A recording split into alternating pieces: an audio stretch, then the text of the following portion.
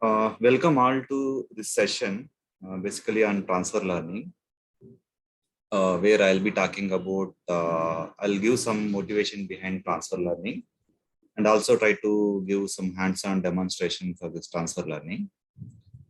Uh, as Dr. Anushree mentioned, I work on problems related to transfer learning, domain adaptation, and neural network compression. We at Drive Amigo, basically, we are aimed to develop lightweight deep learning models for driver monitoring system applications. So this is the outline of today's session.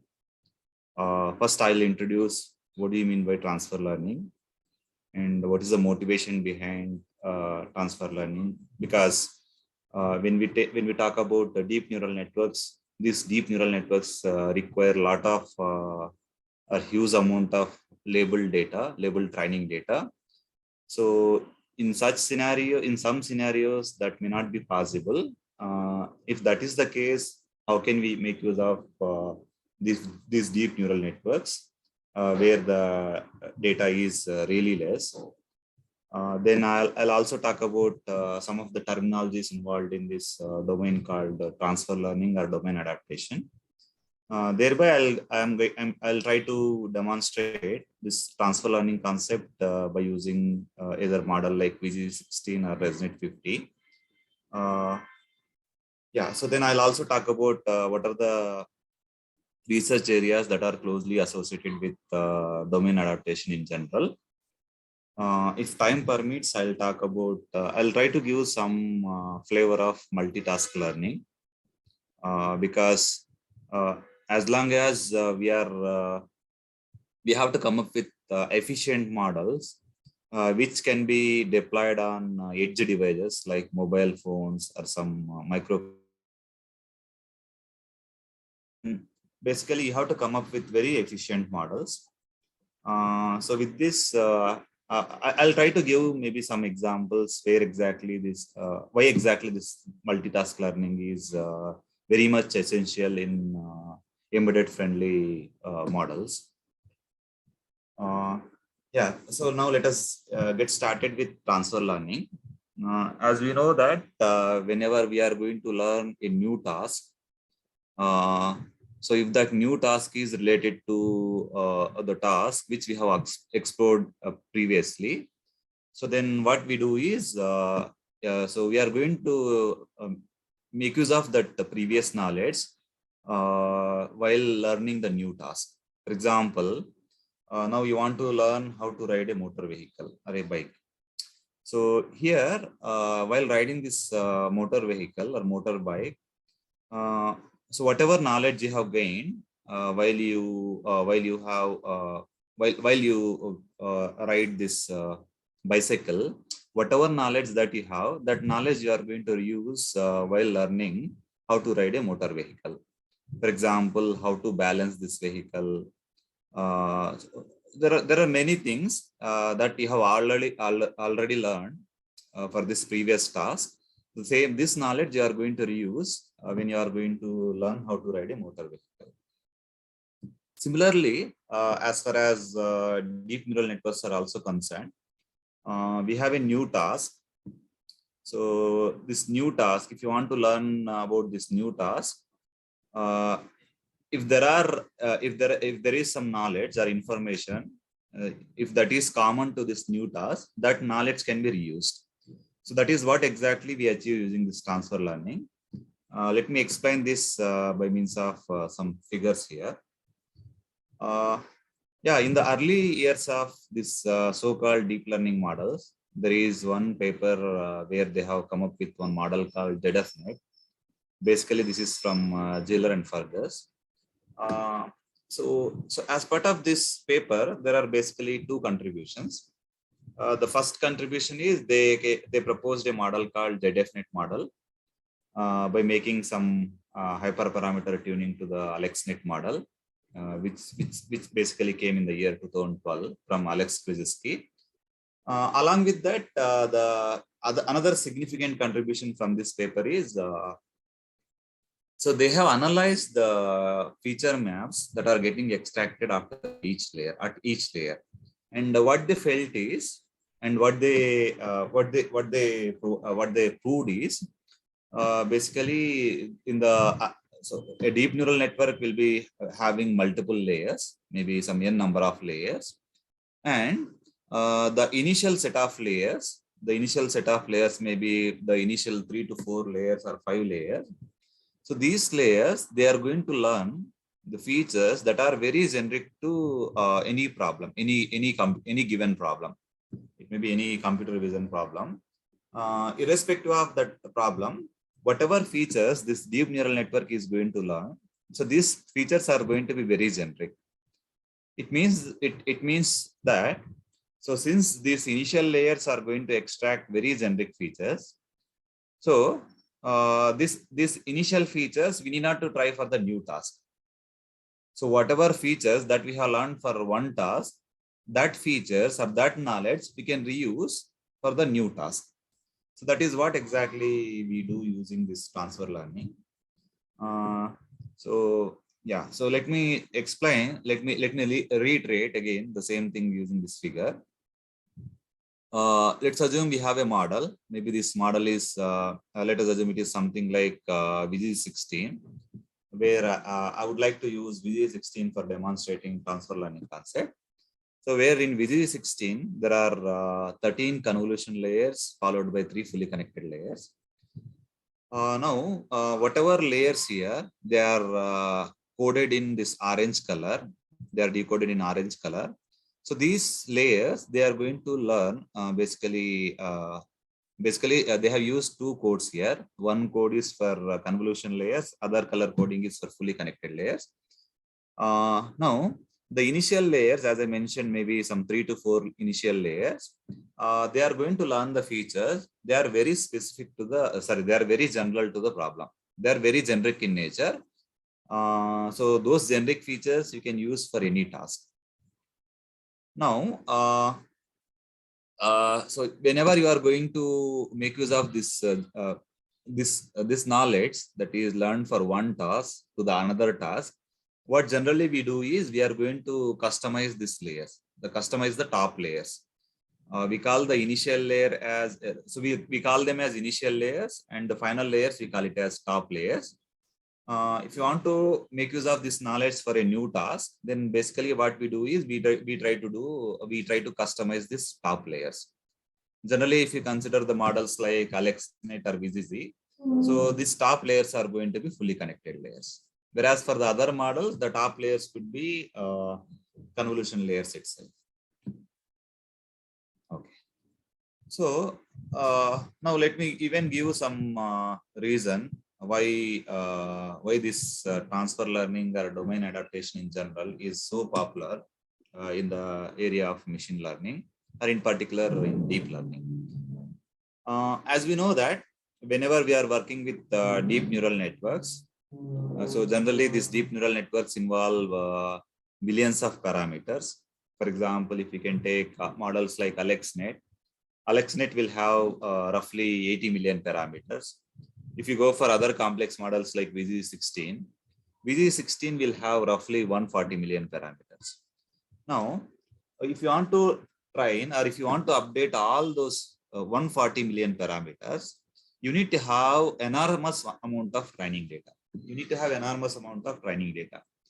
And if you are working with some supervised learning tasks, maybe something like object recognition or object detection, then you need to have huge amount of training data, basically huge amount of label data. Now the question, can't we use the advantage of these deep neural networks for the task or for the problem where we have limited amount of training data? Yeah, so the answer is yes. We can use deep neural networks where there is limited amount of training data. So this is one of the motivation why people have adapted to this transfer learning domain. Yeah, and one more thing is, since we are going to reuse this knowledge from one problem to the other problem, and we are also going to customize the top layers. basically we are going to fine tune the weights or parameters involved in those top layers. Then, so this results in quick model convergence. It means that whenever you are going to train the model from scratch, so this model convergence will take a lot of time compared to the model when we fine tune the model during transfer learning. So during transfer learning, even if you train your model for smaller number of epochs, by making so appropriate changes to the hyperparameters like learning rate, optimizer, and so on, we can make sure that the model will be converged very quickly. This is one more motivation. The other one, but this is very key thing, which is computational resources. So when we want to train the parameters involved in the model, all the parameters involved in the model, so then even, for example, let me give one use case. Let us consider VG16 is the architecture, and we want to do the parameter update based on CIFAR 10 dataset. That is, we have a model. Basically, we would like to use VG16 model for CIFAR 10 image classification. So in this case, so even if you want to train the model, from scratch, it means if you want to train all 140 million parameters involved in the network, it will consume a lot of resources, computational resources like GPUs.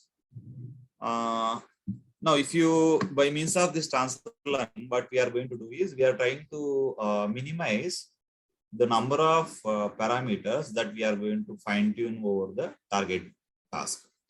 So since the number of parameters to be updated, as number of weights to be updated is reduced using transfer learning or through this transfer learning, so it requires a relatively less number of computational resources compared to training from scratch. And apart from this, there are many more reasons why people have popularly used this transfer learning approach for many problems like object detection, object recognition, even in other tasks like language processing. So this transfer learning is widely adopted area. With this little motivation on transfer learning, let us move to the actual content of today's session. That is the different terminologies involved in the transfer learning. So I think so far it is so good, right? If there are any questions, please interrupt me and you can ask the questions. Yeah, so with this, let us get started. Let me talk about what are the different terminologies involved in transfer learning. So there are, as far as this transfer learning or in short TL is concerned, there are 4 key terminologies like which are called source data set, target data set, pre-trained model, and fine tuning. So let me define each of these terminologies in detail. So as I told you, whenever we are going for a transfer learning task, we are going to have a model. That model is already trained on some data set, right? Or it is already trained for some task. So that data set or the task is known as source data set or source task. For example, let us assume we are interested in object recognition task. Now we have a model. This model is already trained on a data set. So that data set is very large data set, which has millions of images. So using this data set, our model is trained.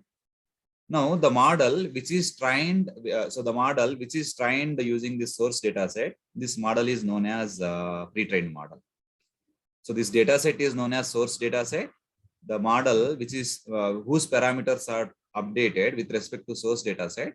So this model is known as pre-trained model. Then, so we have now we have to make use of this pre-trained model for a new task.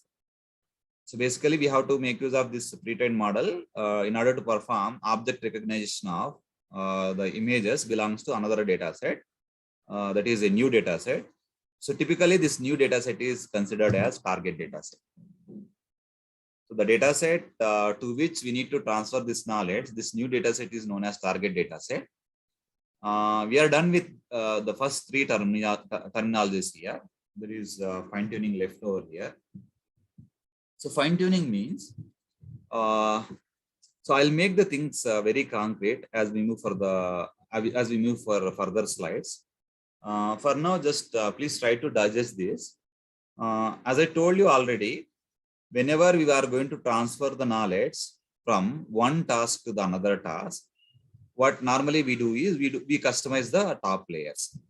For example, normally as far as this object recognition task is concerned, we take the models as pre-trained models, where those models are trained on data set called ImageNet dataset. So ImageNet dataset is a very large data set that has millions of training examples, using which so the millions of parameters involved in this model are going to be trained or updated. Now, so such model will be taken as pre-trained model. Now we are going to customize this layers, right? For example, as part of the hands-on session on this transfer learning, basically what I would like to do is I would like to take this. There is one data set called Caltech 101. There is one data set called Caltech 101. So I would like to take this Caltech 101 data set. In order to do the image classification, in order to make image classification for the images belongs to Caltech 101 data set, I'll take VG16 as a pre-trained model. This I'll take as a VG16. So this VG16 is basically trained on, initially trained on a data set called ImageNet. Means in our case, in this case, ImageNet is the source data set, and VG16, which is trained on ImageNet, is known as retrained model.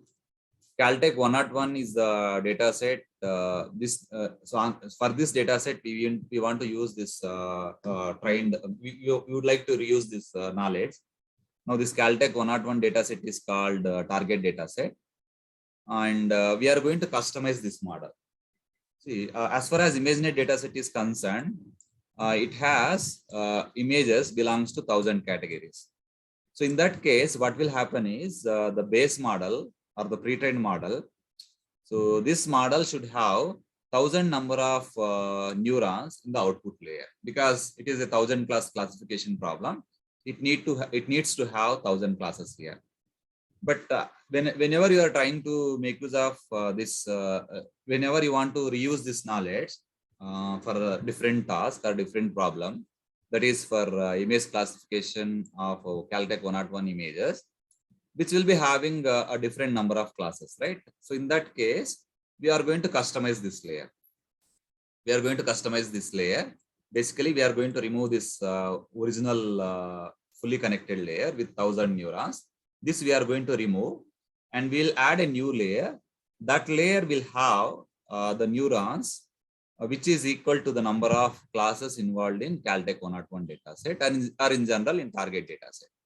For example, if this target dataset has n number of classes, then you are going to have a new, you are going to add a new fully connected layer, which is going to have n number of neurons in that, because this model is responsible for n class classification problem. So once you make these architectural changes, then what you need to do is, based on the amount of data that you have with that you have in this target data set, and also how much similar this target data is with the source data, based on these two things, what you can do is you can decide how many layers you want to fine tune. That is, you can decide to fine tune the parameters involved in only one layer or two layers or three layers or how many layers, that you can decide. Now, the process of retraining the parameters or weights involved in this final layer, so that process is known as fine tuning. So this this is known as fine tuning. Fine tuning is nothing but retraining the parameters or weights involved in this final layers. So this process is known as fine tuning. Sometimes it is also referred to as retraining. I think with this, I hope that what all the terminologies involved in transfer learning are clear for everyone. Now let us move on to the next thing. Basically,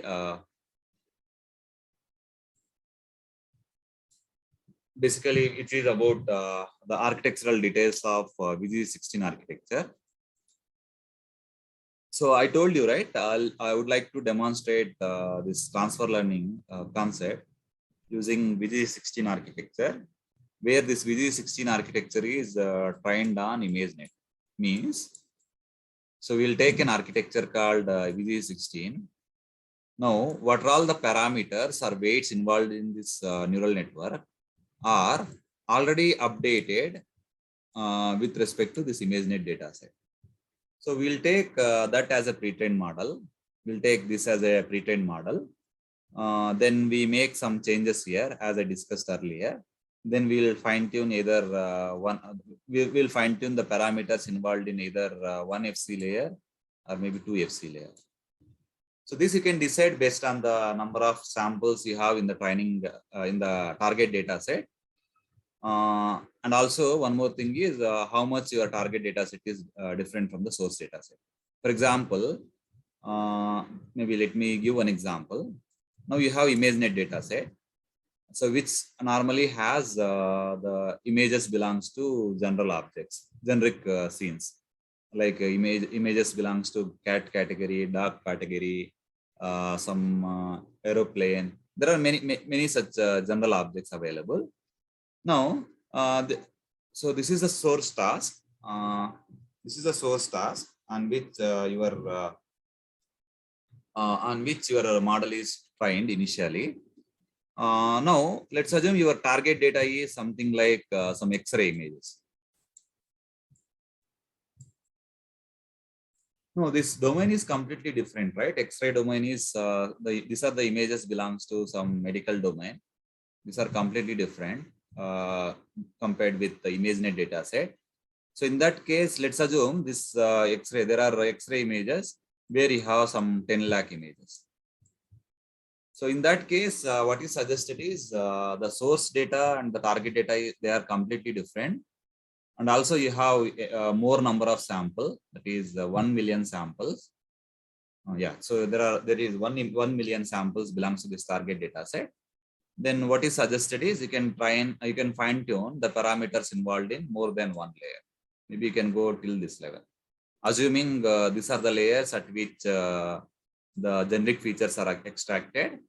Now I am going to fine tune the parameters involved in rest of all the layers. But so your let's assume your target data set is Caltech 101. So this Caltech 101 also will have generic images. This is going to have generic images which is similar to ImageNet data set.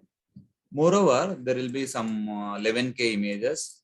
So there will be totally 11K images in Caltech 101 data set. So in that case, the number of images they are very small, right? So then what you can do is you can decide. So this target data set is very similar to source data set, and also it has very less number of parameters. In that case, what you can do is you can just try to fine tune or retrain the parameters involved in this last layer, or maybe last two layers, that you can do. Yeah. Now, this is about the theoretical description about VG16 architecture, how it can be used for doing transfer learning, and how many layers to be fine tuned.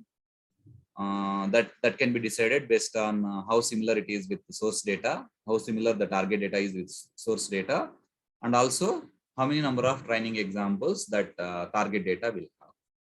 Based on these two factors, we can decide to either to fine tune one layer, the parameters involved in either one layer or two layer, or maybe some maximum M layers.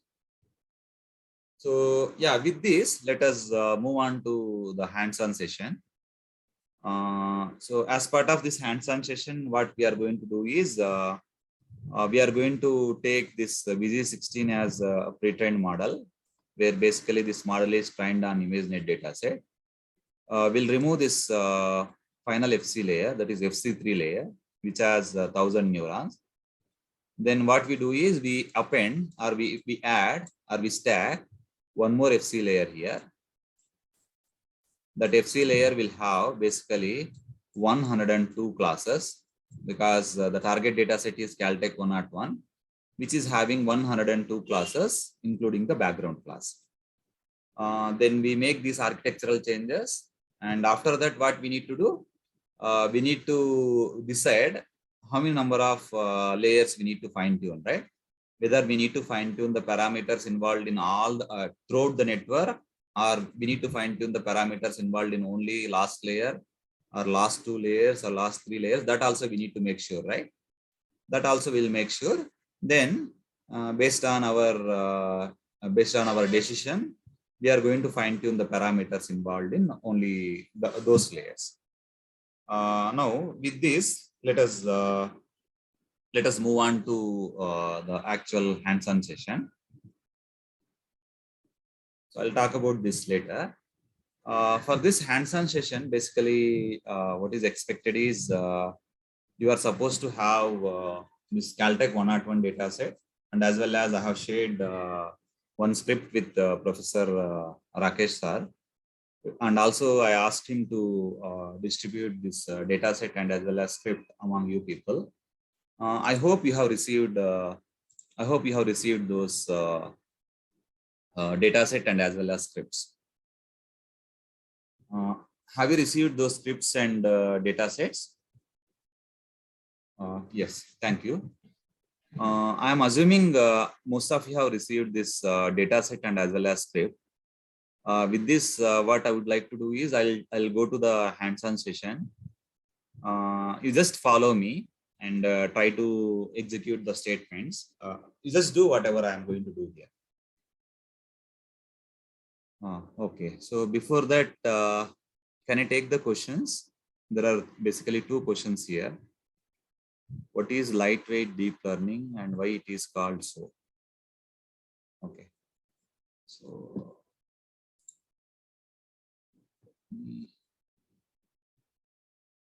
how to come out of full screen here?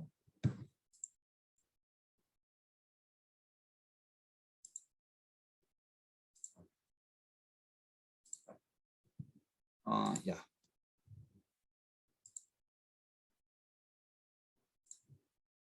So let me take these questions first. Yeah. So the first question is, what is lightweight deep learning and why it is called so? Basically, lightweight deep learning refers to the model with less memory compute. So less memory requirement. Less memory requirement means, for example, so in the early days of the evaluation of deep learning models, so we can observe models like AlexNet, ZFNet, BGC.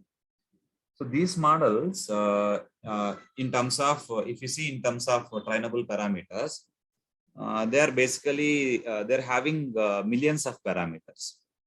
Yeah, I would like to, so I would like to discuss this by using one of my paper. Hope, I think that will be clear for you.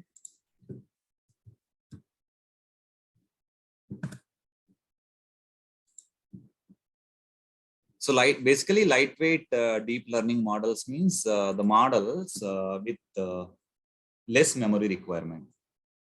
So when you say less memory requirement, basically it means the models with less number of parameters. Yeah, you can see here. So the early models like AlexNet, ZFNet, BGG. So these models, if you can see the number of parameters, the number of parameters are very huge. Because of this huge number of parameters, for example, since I worked with VG16 model, so as part of my research, So the memory requirement of this VG16 is 500 MB. Now, whenever this model weights itself requires 500 MB of memory, it is very difficult to deploy on the devices where there is memory constraints are available. There is limited memory is available.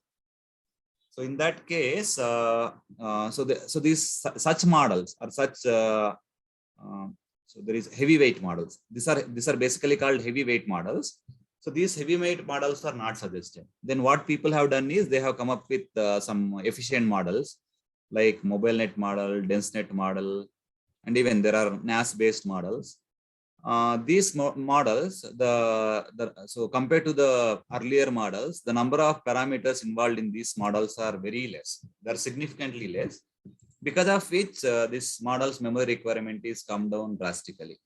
For example, we at Drive Amigo, we are using this SSD based object detector, for which we are using MobileNet V1 as a base model. This MobileNet V1 model memory requirement for this SSD task is basically 18 MB. But for the same task, if I want to use VG16 as a backbone architecture, for which I need to utilize, or I need to sacrifice 500 MB of memory. So the models with higher memory requirement or heavy memory requirement are called heavyweight models. The models with low memory requirement, that such models are called lightweight deep learning models. I think so. I have answered to the first question. Let me move on to the second question. So if you are using a model for object detection like RCNN, trained on human and car detection, and one uses the same model but using training from scratch for a data set of truck and dog, then the new model after training, validation, testing will be a case for transfer learning or fine tuning. Wait, so let me digest this question. Like RCNA trained on human and car detection, and the same model but using training from scratch for a data set of truck and dog. Truck and dog. Yeah, here also again I told, right? So whatever I told, still that is applicable here. The data, the next task for which you want to use this object detector is for truck and dog category.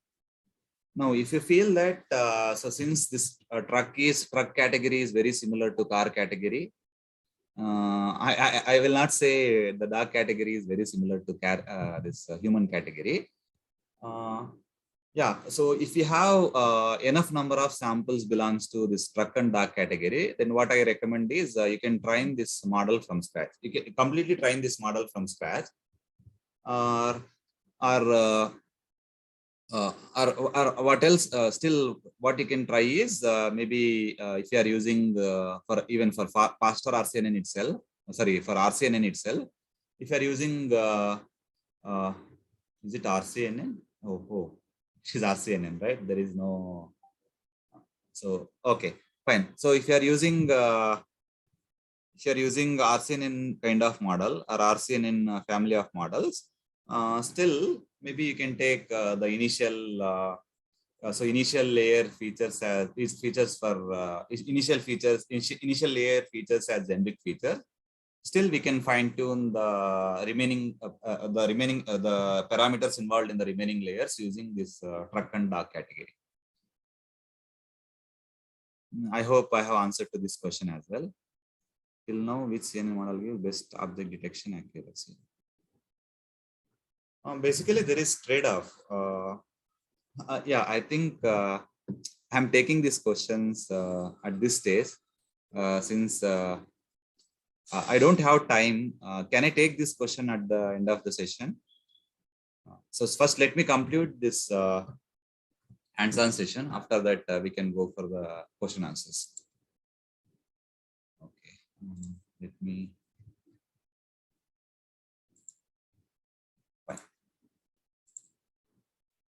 Yeah, for this demonstration, I'll be using something called Google Colab.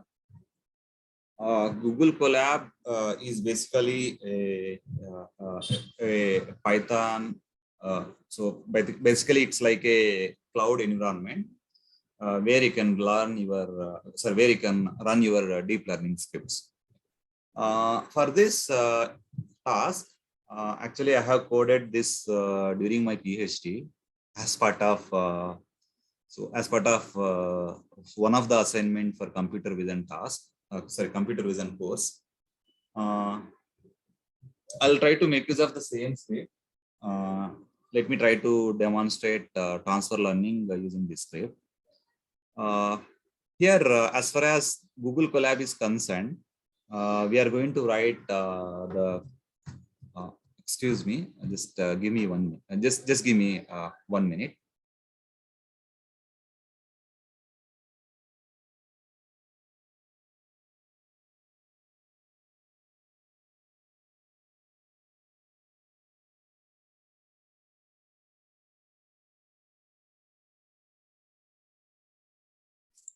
Oh, I'm sorry. So let us continue. Uh, so I'm talking about the cells in Google Colab, right? Basically, in Google Colab, what we are going to do is we can write the scripts by in a similar way how we can write the code snippets in using Jupyter Notebook. The similar environment is available in Google Colab. So where you can specify your code snippets in the form of cells, where in each cell you are going to put some statements that are very specific. For example, here in the first cell, I'm just importing the libraries that are required to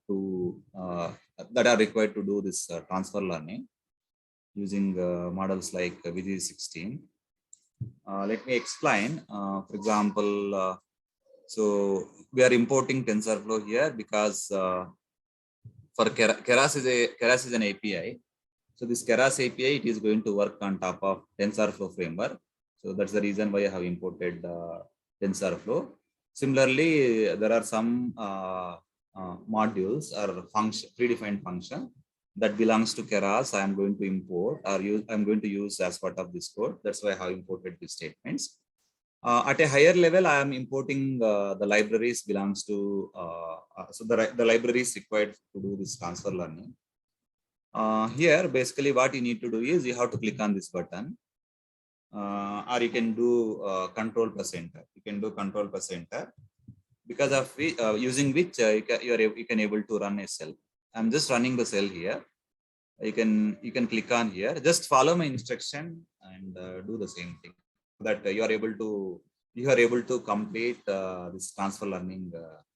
You can able to complete this transfer learning.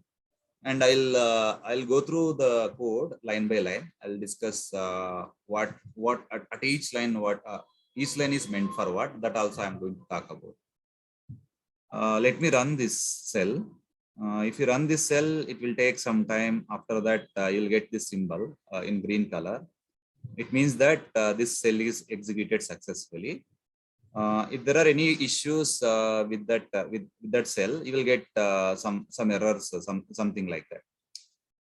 You'll get this error, this sort of errors. Let us see if you get any error. Let us resolve on the fly. Now I ran this cell.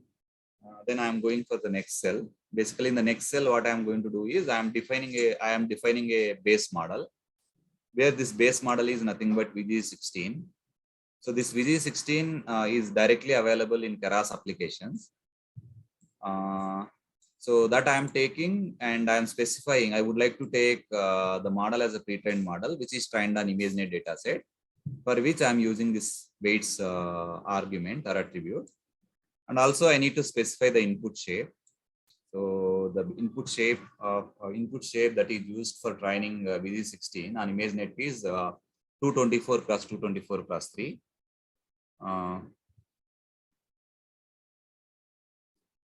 Then basically there is one more argument called include top.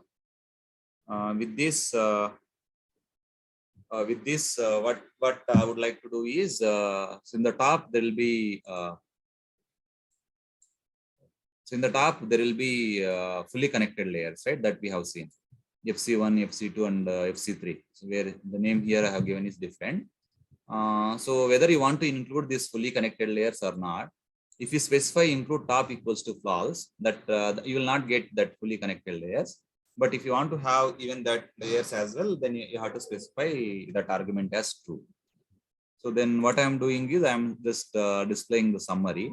If you display the summary, what will happen is you will get layer name and what is the output shape of the feature map. And if there are any trainable parameters involved in that layer, so that also will get here. So let me run this cell. You can also run the same cell here.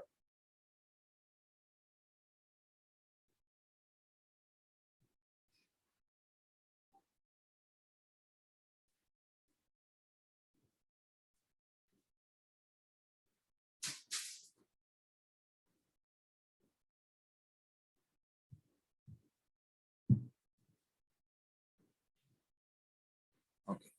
So you can see here, right? So this model is downloaded, and also after that we all have this model description. You can see here, this is input layer, where the input layer dimension is 224 cross 224 cross 3, and the number of parameters involved are 0. Similarly, there is con 2D here, where where this is the output feature map dimension. I don't want to get into the details of what are the specifications of each layer, how we got this output feature map. I request each of you to go through this architecture so that you can able to understand. And these are the number of parameters involved in this first con layer. Similar to that, we'll get all these details for each and every layer. But if you can see here, together we got 138 million parameters belongs to. So this many number of parameters are involved in that model. Now, this is basically a pre-trained model which is trained on VG60, which is trained on ImageNet dataset, right? Now, what we need to do is we need to make these architectural changes, right? We need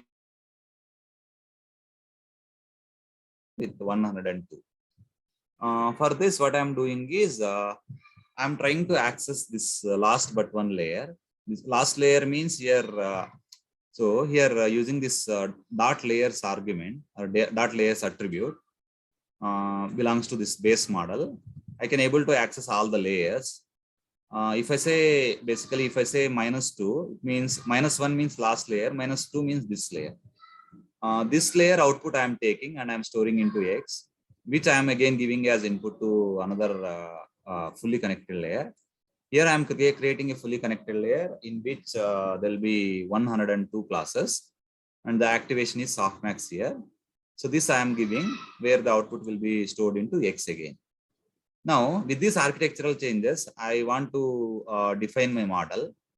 For that, I need to use this model API, which is basically for which we need to specify inputs and outputs.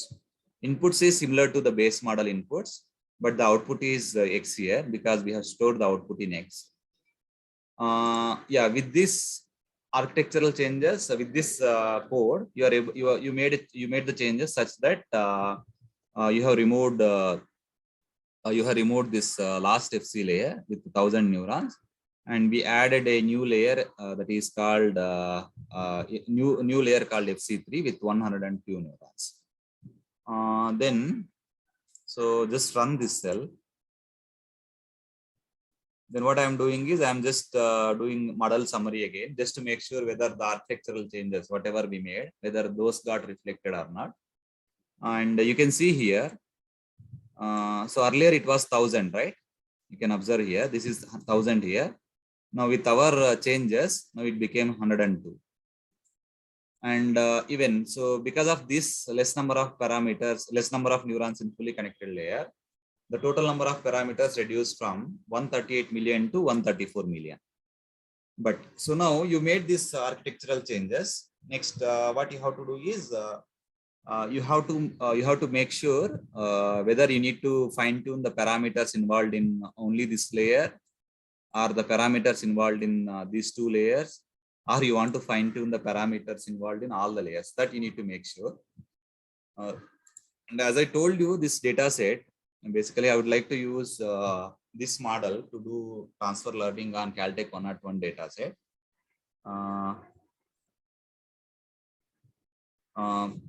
Yeah, then basically I'll be using here data set, which is having images. So what can be done here is, so what I would like to do here is I would find the parameters involved in fully connected layer, for which what I'm going to do is I have to make all these layers except the last layer. I have to make all these layers. I need to freeze. I need to freeze all these parameters involved in all these layers. Freeze means I need to reuse the. I would like to reuse the parameters involved in all these layers except the last. For that, what I'm doing is I'm making this. I'm using this trainable attribute, and for all the layers, I'm making it as false except the last layer. With this, what will happen is now the number of trainable parameter it should be something like this 4,17,894. That let us see. For this, let me run this cell. Now, if you observe here, now the trainable parameters here are like 13 lakhs. I think it is. I don't know. It's basically the total number of parameters. I don't want to train all these parameters. I just want to train this many number of parameters. That is 4,17,894. For this, these are the changes I'm making. Let me run this cell, and we can see the summary here. Now, if you can see here, now the total number of trainable parameters, this is equal to the parameters involved in this last layer alone.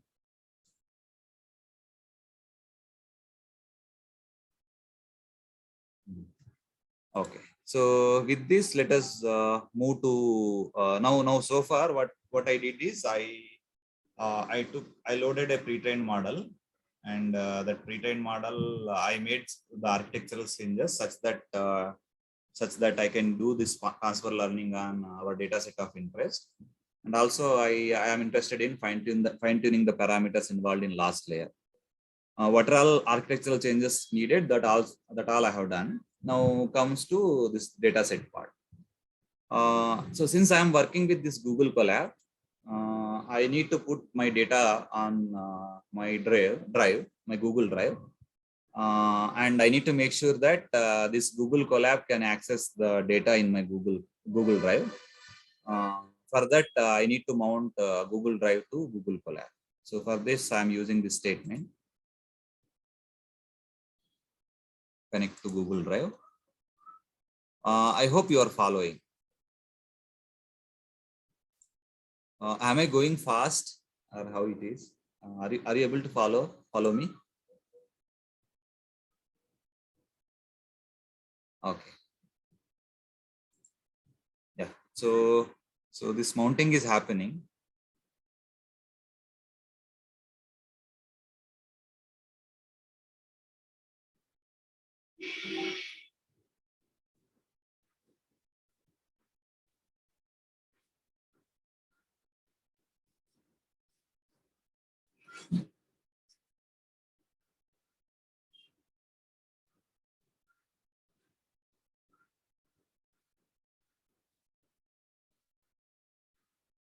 Oh, it's taking time. Oh, it's mounted.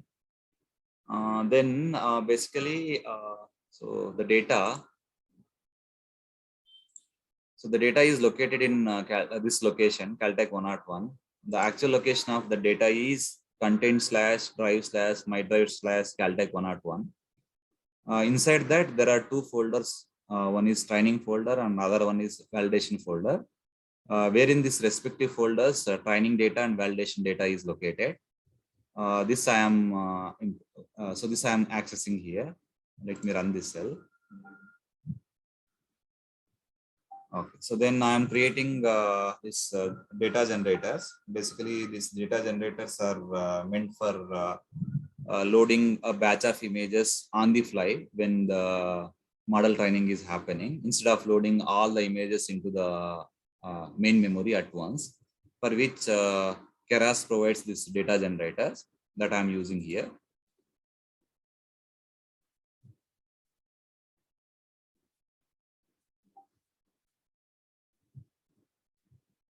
Okay, this is done. Then I'm compiling my model and running it. So where I need to specify some details like optimizer. Here, I think learning rate, the default learning rate will be used as far as we are specifying the optimizer. And I'm since this will take some considerable amount of time, I'm training this model for, I'm fine tuning the weights for only one epoch. You can maybe try for 5 to 10 epochs here. So by that time, if you train for 10 epochs, you are able to get some 90% accuracy here. I'm running this model here for one epoch. You can see the training is going on. So once that is done, I will fall back to here.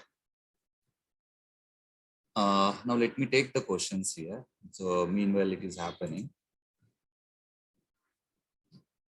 Okay. I think I have answered first two questions. Is it good practice to use transfer learning for large data set? Yes. So basically, so there is even I had the same question earlier, and so my observation was I had to make use of this pre-trained model for face recognition task, for which I have used one data set called AffectNet dataset, which is a large face recognition data set. This is having, I think, nearly 1 lakh images. So then just by using just fine tuning the parameters involved in two layers, what I observe is so the transfer learning is not at all working here for face recognition task. So the reason could be the pre-trained model. Basically, it is trained on ImageNet dataset.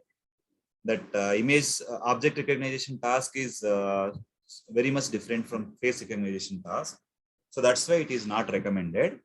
But if you have large data set and the task is very similar to source data set, definitely I recommend you to go for transfer learning.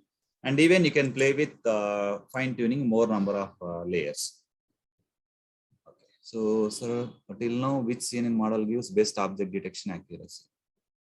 Yeah, basically this is like trade-off. Now, if you are okay with even if you are okay with high complex model, you are more concerned about performance but not about memory, then you can go for some complex models like ResNet, then ResNet, VCZ, VCZ backed either YOLO models or SSD models. But you are very much concerned about memory requirement and computational requirement, then I suggest you to go with models like MobileNet, ShuffleNet, and DenseNet based models.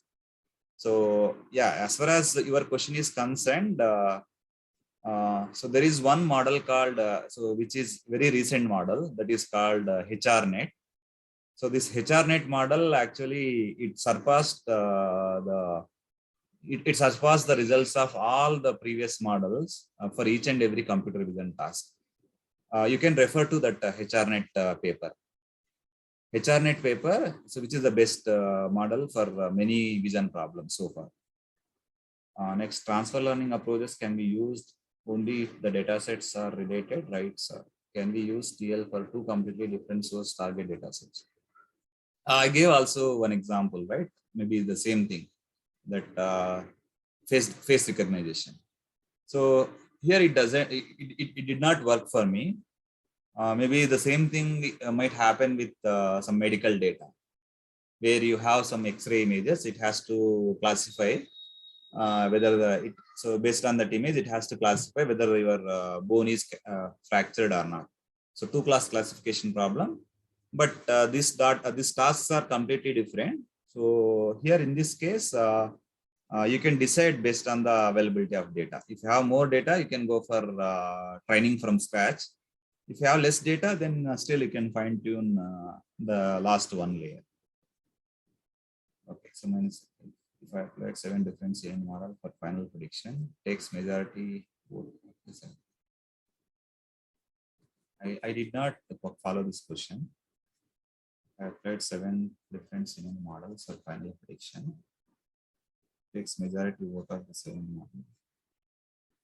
I think this question is something related to where you want to basically use a kind of ensembler where you want to combine or fuse the features belongs to more than one CNN model. Yeah, there are evidences in the literature where for tasks like video, so action recognition, object detection, there are evidences in the literature where the performance of the model can be improved for a given task by using the features from multiple CNNs. Why we need to give image size for even a grayscale images? Why we need to give image size even for grayscale? No. For as far as grayscale images are concerned, you can give the depth value as 1. For RGB, you have to specify depth as 1. How to use VGG as pre-trained model if input is more than 3 channels?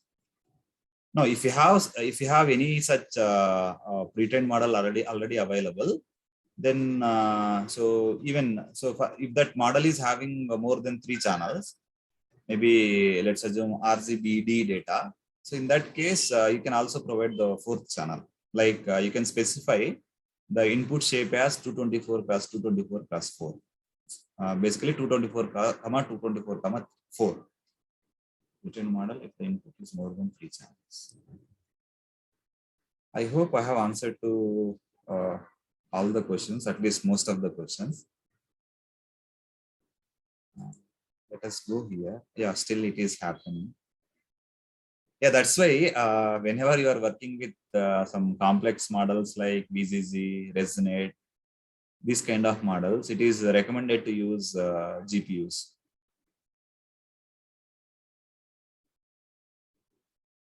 Yeah, here it is still taking time.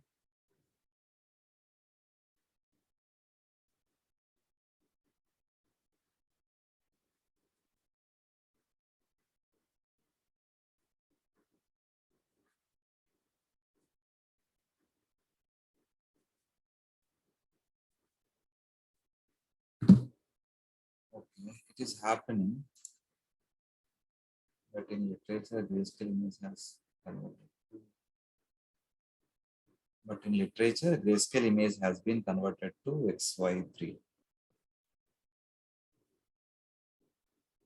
No. Yeah. So actually, this could be different thing. Even we also do the same thing here. For example, yeah. So when we are going to deploy our models on embedded devices, so basically these devices are so basically these our models. So let's assume they are responsible to detect driver faces. Now, these models are intended to do detections for the frame or the video that is basically in NIR domain.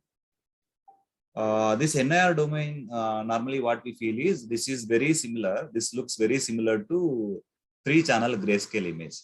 Then what in that case, what we do is we stack the same pixels in 3 channels. In that case, the dimension will be X cross Y cross 3. I think I have answered to Mayank's question.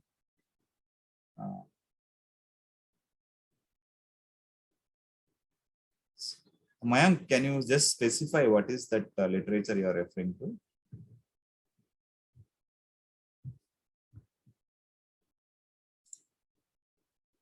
Yeah, it's almost yeah, it's done. Now you can see here. If you try and maybe you can do a trial run, trying for only one epoch. Here don't use this statement. Yeah, so don't use this statement. Just try to fine tune all the parameters. Then you will end up with here something like maybe 10% accuracy, something like that. So since we are using transfer learning, you can see here in the first epoch itself, we got 72. In the next epoch, we may get somewhere nearer to 75. So as we train for a minimum of 10 epochs, it will go close to 85 to 90. Then here I'm using just printing the validation accuracy that I have obtained. Since this is only one value, I should get the same value, that is 72.44. Yeah, so I think that's all here. With this, let us again go back to the next slide. I think I have answered to the questions. Yeah, as far as this area is concerned, there are different subdomains where people have been working. There is something called domain adaptation, where so this is specifically called unsupervised domain adaptation, where the idea is, let's assume we have built a model where that is to detect driver faces, that is to detect human faces in clear scene. Now, but we are in a so during but you need to deploy this model where the human faces are available in rainy condition. Means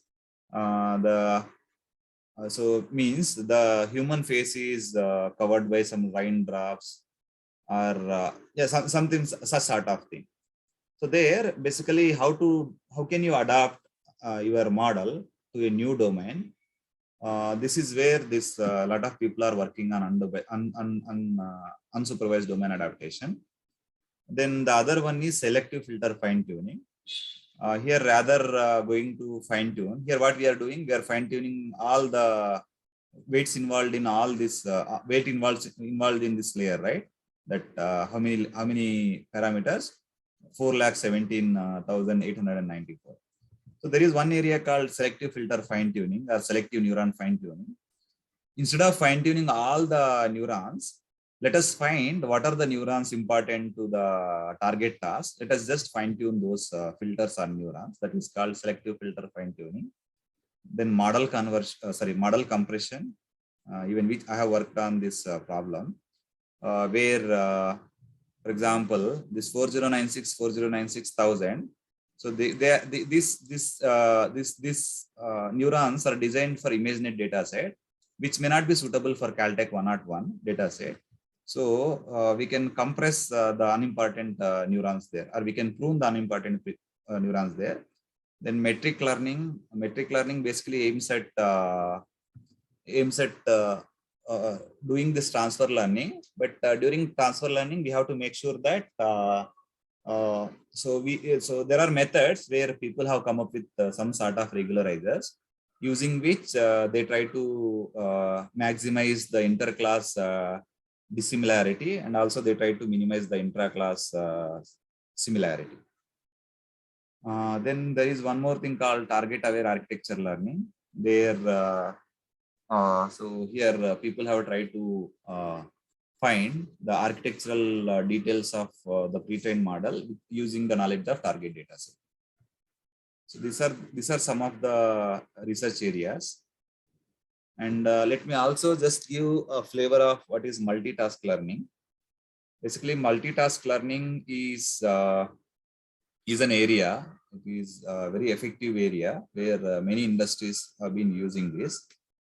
That is, if you want to work on problems that are related, so then why can't you solve, or why can't you handle those multiple tasks using a single deep neural network?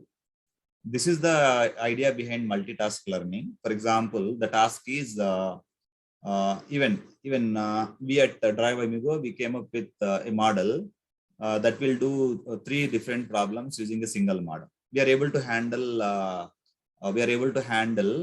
the 3 problems like face detection, face landmark detection, and head pose estimation these three problems, in some sense, they are related.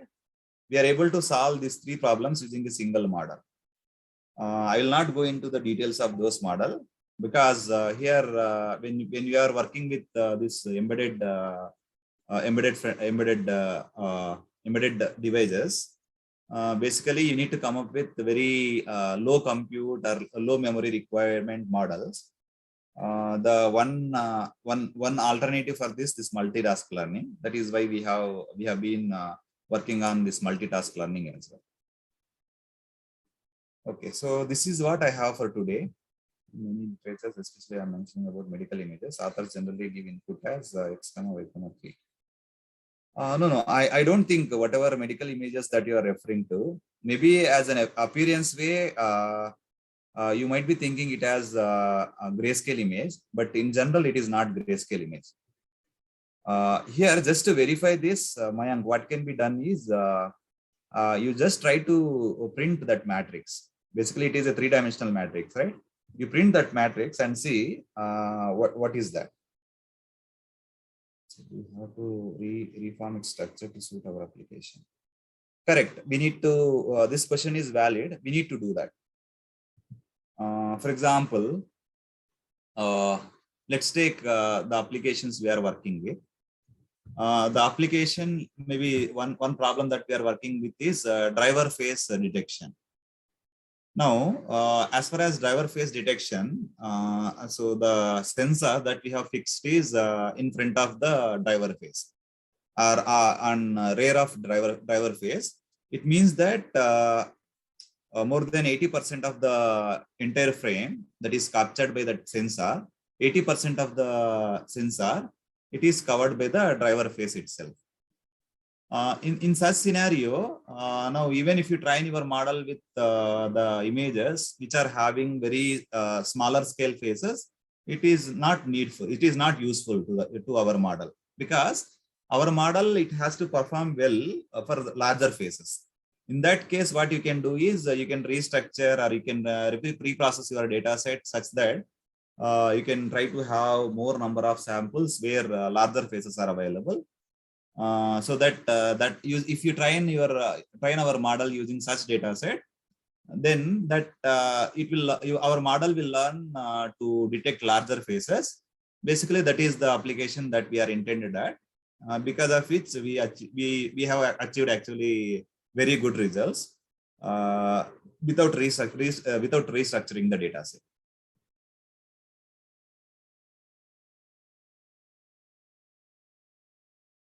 Yeah, Aarti, basically, so you have a pre-trained model where the pre-trained model is trained on ImageNet dataset. That ImageNet dataset is an RGB images. So where the RGB images dimension are 224 plus 224 plus 3.